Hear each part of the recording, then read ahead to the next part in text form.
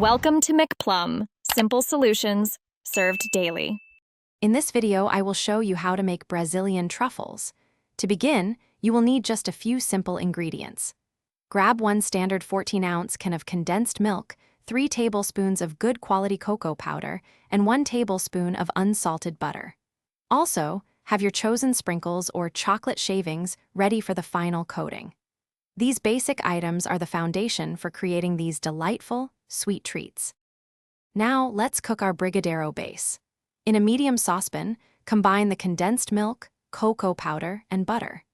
Stir these ingredients together thoroughly before placing the pan over medium-low heat. Continue stirring constantly for approximately 8 to 10 minutes.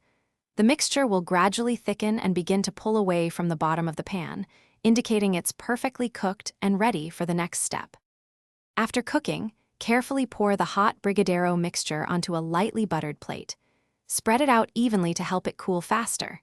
Once it reaches room temperature, place the plate in the refrigerator for at least 30 minutes, or until the mixture is firm enough to handle. Then, lightly butter your hands and begin rolling the chilled mixture into small, uniform 1-inch balls. For the final touch, roll each perfectly formed truffle ball in your prepared sprinkles or chocolate shavings. Ensure each truffle is fully coated for a beautiful finish.